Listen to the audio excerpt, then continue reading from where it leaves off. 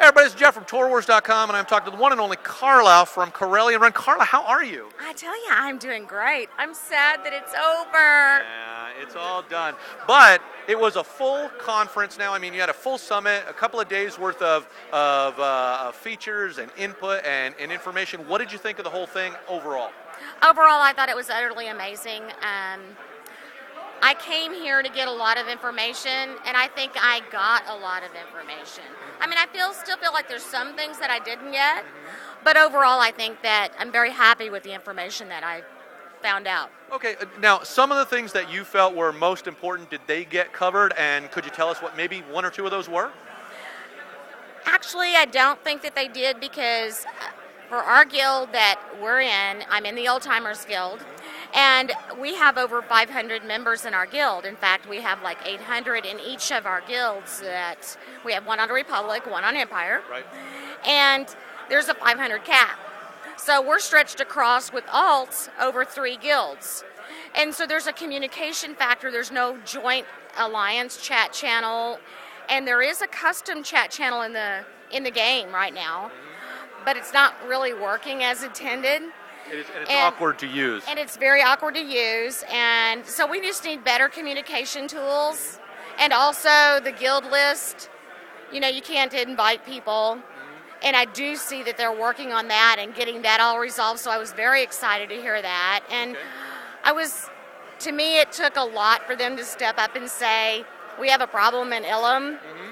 And we're redoing it. And we're redoing it. So they listened to the people. So that was one of my highlights that I heard out of the whole thing. Okay, very good. Now, legacy system. A lot of people have commented on that. It's apparently a very, very rich system. Do you think it's going to be the game changer that BioWare thinks it's going to be? I don't know. Okay. Honestly, I don't know, because I'm not really a fan of what I heard them say you could do. Is this about the faction switching? This is about the faction switching. switching. Tell us your concern there. My concerns are because we are already a very large guild, okay? And we don't have the communication tools now. How are we going to communicate with those if they're on the opposite faction? And are we going to have to maintain a whole guild over there? Or are they going to be part of our guild, one of the 3 guilds that we already have? I mean, logistically, it's almost sounds like a nightmare for us. Well, one of the concerns that was mentioned about that was the fact that if you are an Empire guild, for example, and you encourage people to play now Republic characters, as a guild, you might lose them, and it's because of the legacy system. Are you concerned about that at all? I don't think so, because we do have a Republic guild and we have an Empire guild. Are they on the same server? They're not on the same server. See for that? the reason of we never wanted to, have people, swapping out kills or doing things that inappropriate. So that's why we chose to have it on 2 different servers. So now we're back to, are they going to be doing that, and is it going to be harder to manage? Right. So I do have some concerns, but I don't think it's going to ruin our guild time or anything like that. Okay. So now you talked about some things that you were concerned about. Now I noticed they mentioned a lot of little tidbits, little pieces of information that just came out that I thought were very, very interesting. For example, if, for example, you're a dedicated crafter, someone who is making a lot of money in the game, you can actually unlock a race by buying it. Are there any other little tidbits that intrigue you or you found amusing, entertaining, or you're looking forward to? I think it's just a combination of all the things that we've heard that came out of this patch. The guild banks are the biggest feature, because we have been crippled. Right.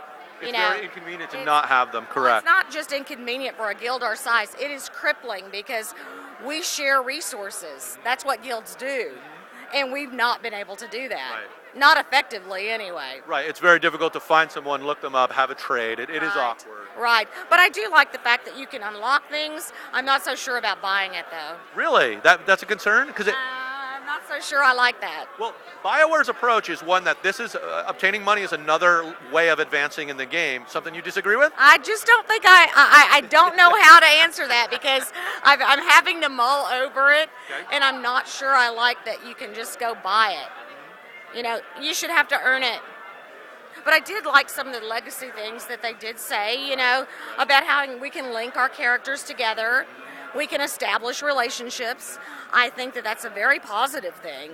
And I love the fact that it unlocks abilities and it can be shared amongst your characters. Right. So That there's family traits that get passed on. Very exciting. Those traits. That was exciting. Yeah, I really enjoyed that. Carla, thanks so much for talking to us. Really appreciate that. Is there anything that we've left out that you wanted to say? No, just I wanted to thank BioWare for this opportunity because I think that guilds are very important, and I think that BioWare is addressing that, and that, to me, I see it as an honor to be here. Jody from Black Bisectors. Jody, how are you? I'm good. Now, did you have a good time at the Guild Summit? I have had a blast. This has blown all my expectations of what it was going to be away. Really? Yeah. Better than what you anticipated? I did. I came into it really not knowing what it was going to involve, and then just seeing how much feedback that they took from us, and watching Damien sit there and just write ideas down on his iPad, as ideas that we brought forth that they want to add. It's just amazing to see that our input is making a difference in how the game is played. You know he's not actually writing anything down, he's just drawing pictures, right? You did know that? Pictographs, it works. Okay, very, very nice. Jody, what was the best thing about the summit? There's a lot of features announced. What was the one that maybe appealed to you the most? Crafting. Really? I'm a crafter. I love crafting. Okay.